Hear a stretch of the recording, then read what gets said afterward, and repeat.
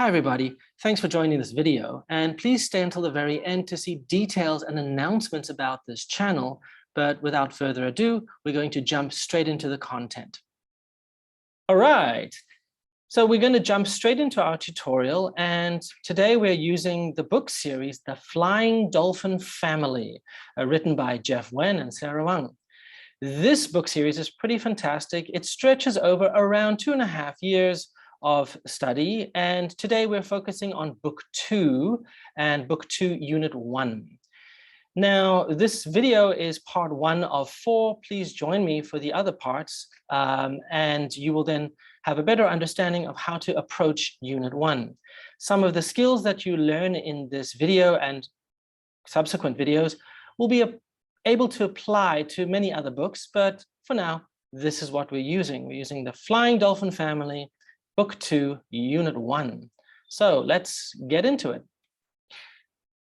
On the left-hand side, we have our vocabulary, and on the right-hand side, we've got a short conversation which reinforces that vocabulary, and it's our demonstratives. So this and that, these and those. On the next couple of pages, we have more vocabulary with the yes/no question. Are these pandas? Yes, they are. Are those lizards? No, they aren't. Okay. And then on the right-hand side, we have phonics, okay? Now, obviously, these 4 pages are not supposed to be taught in one lesson, of course not.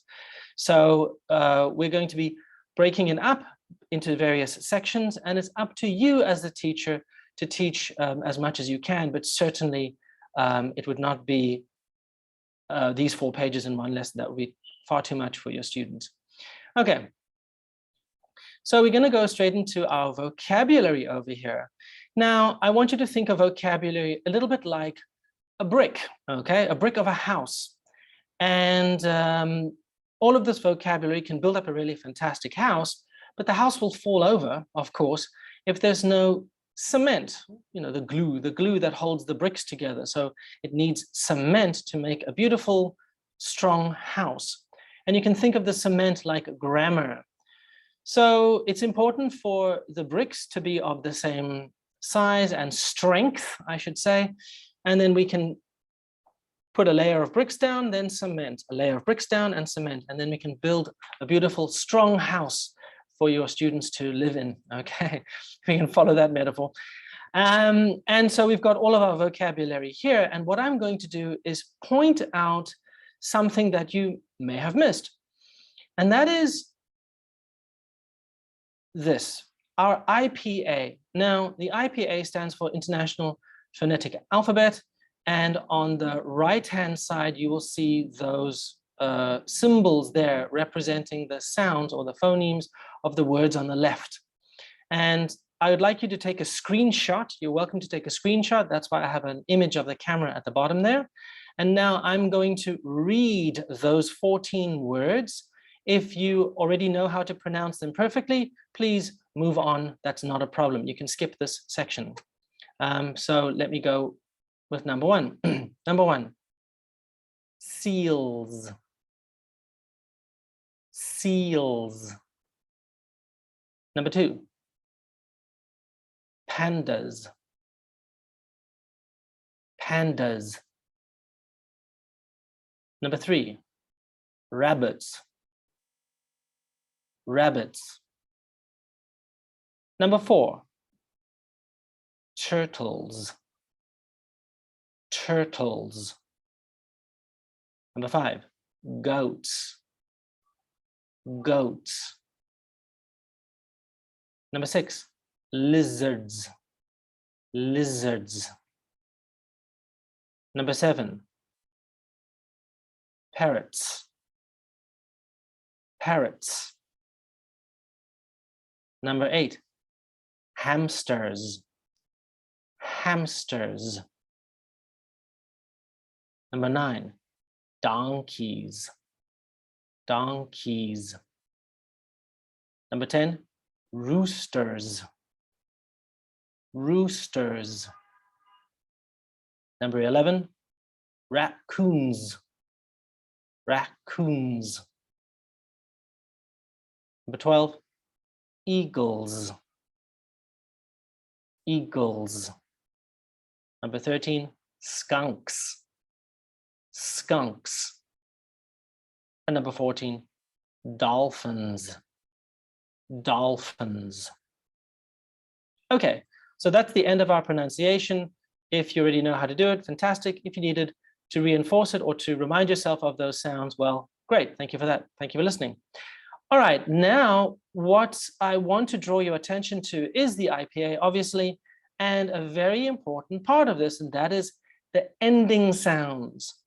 Now, for our students, of course, we need to help them understand that adding an S at the end of a noun makes it plural, okay? But we also need to make sure that our students are reading properly, and that is why we have the IPA in red over here to help you reinforce and to teach that objective for your students. Now, number one, for example, is not seals. Teacher, I see seals. It's not, it's teacher, I see seals.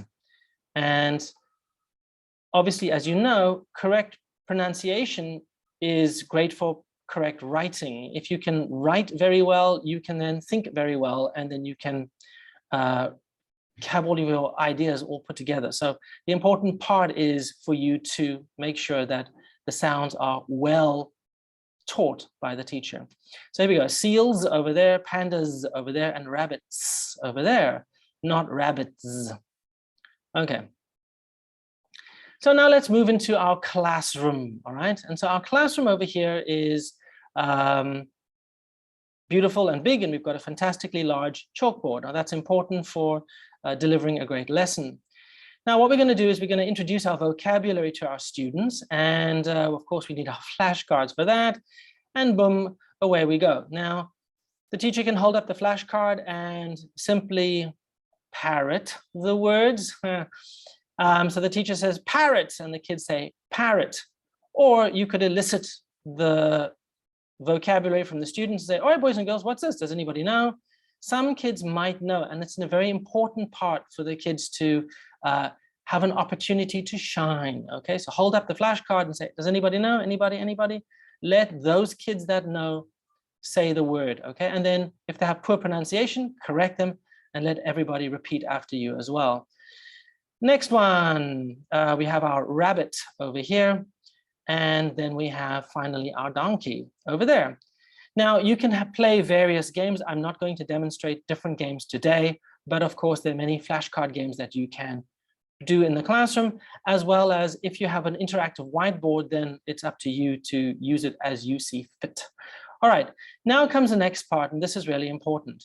What we're going to do is we're going to have the word on the whiteboard, the flashcard on the whiteboard, and I want you to really reinforce to the students that the article, indefinite article, equals 1. So here is a parrot. We're not just teaching the vocabulary, but we're also trying to build up their vocabulary and to reinforce the vocabulary and I should say the grammar that they've learned before. So a parrot equals 1, okay?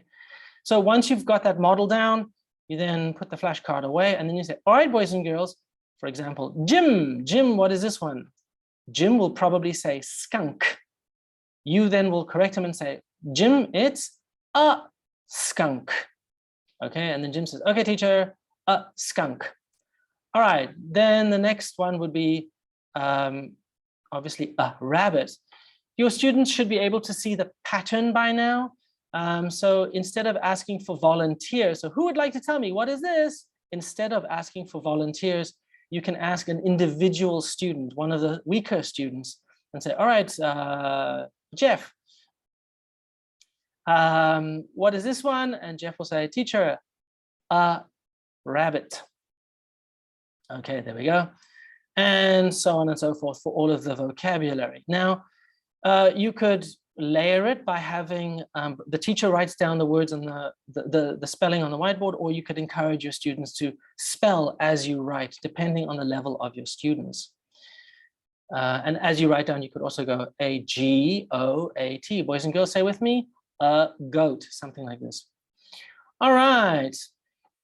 Now what we've done is we've got a whole bunch of words on the left-hand side. You can write down more vocabulary if you'd like to, or around 4 or 5, that's up to you. But now we're going to move on to the next part of what we're going to do, and that is to write down the plural. So what we want is, we've replaced our singular flashcards with our plural flashcards. And now we do something called forcing the error. And while some students might be aware that, okay, this is a parrot, and say, all right, boys and girls, just reinforce, remind them. All right, boys and girls, what's this? A parrot, teacher. Okay, good job. Boys and girls, who can tell me what is this? Now, many of your students at this stage will probably say parrots. However, if you've got new students to the class, or new students, or you're teaching a class of very early English learners, you might have one or two kids that just have the most bizarre answer. And some kid might say, teacher, I know, a parrot. Now, don't forget, these kids are young, and some of them might be trying to get a laugh out of their fellow students, but some actually might genuinely be trying to figure out what are the mechanics of this grammar. So they say, a parrot, or two parrot, or something like this. So you're trying to help them understand, you're forcing an error if possible, and then you say, all right, boys and girls, let me show you. If it's two, you cross out the A and you write down the letter 2. So two parrot, is that okay, boys and girls? No, teacher, say some of the stronger students. It's two parrots. Oh, good job. Bling, bling, give them a sticker or give them a star. And that's the way it goes. Next one. You're modeling again. All right, boys and girls, who can tell me what this is? Teacher, it's two skunks. Good job. It's two skunks. Cross out the A and add an S. Now, the idea, of course, is for you to be reinforcing that and to making sure that every single one of your students is on board with this. Now, what I want you to do is throw them a curveball. So you can take out, they will obviously then see the pattern and say two rabbits, but perhaps you can liven it up a bit, fix it up, and then say, all right, boys and girls, what's this? And then ask one of your slower students, or one of the students that's sleeping in the back of the class or picking his nose, or whatever it might be. And Jim, what is this one? Teacher, 3 rabbit. Are you sure? Teacher, 3 rabbit. One more time, 3 rabbits. Oh, okay, I got it. There we go. And then the last one, of course, 2 goats, just to complete the list of vocabulary. So now you've got your plural vocabulary on the left-hand side. And what you're going to do is you're going to have more plural vocabulary on the right-hand side. Now, the idea behind this is for you to either spell those words to do the same thing, or just to reinforce it in a different way. It's up to you as the teacher. But what you want right now is 2 sets of words, 2 sets of our vocabulary. And hey, what have we done here? We've set up our whiteboard with S ending on the left-hand side and Z ending on the right-hand side. And we've set up our whiteboard for an activity. So you might want to review, or you might just want to jump straight into the activity, or if the students are unfamiliar with the game, you might want to model. So teacher stands underneath the S ending sounds and will read it, jump to the right-hand side and go hamster Z, and that'll be the Z ending sound. Okay, so you bring your students along and you say, all right, boys and girls, if you hear S, you jump to the left. If you hear Z, you jump to the right. So parrots, and all the kids jump to the left. Hamsters, and all the kids jump to the right. Skunks, donkeys, rabbits, goats. Uh-oh. So little Timmy over there, uh-oh, he's made a mistake. He now has to sit down. Now, for you as a teacher, you should, generally speaking, have 4 or 5 kids up at the front, or however much space allows. 4 or 5 kids, okay, let's say 5 kids, 5 kids down to 4, 4 kids down to 3, 3 kids down to 2. No need to get down to the final one. It might make some kids upset or whatever. So have 2 kids that are at least the winner, and you can give them points, and you carry on with the activity. And what you're doing here is obviously you're allowing the students to listen very carefully. Now you can switch that game around. Once the kids have listened enough, bring another kid up to act as the teacher, and he or she will then read out those words, and then you can check their pronunciation with this particular activity, which is pretty great. Okay, now that's it really. That was the end of our video. I hope you enjoyed it. And for our next video, for part 2, we will be having what is this? What is this? What are they? So singular and plural question and answer forms. And so please join me for part 2. I'd be very happy to see you there. So thank you very much, and stay tuned for the message. Thanks. Bye.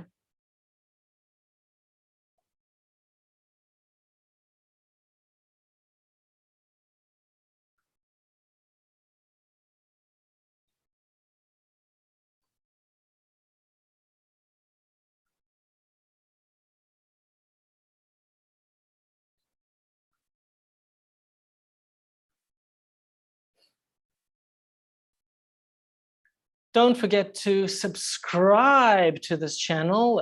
It really helps, and that means that you'll get a notification every single week. And as I said before, videos on Wednesdays.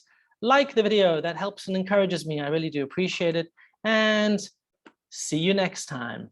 Bye-bye.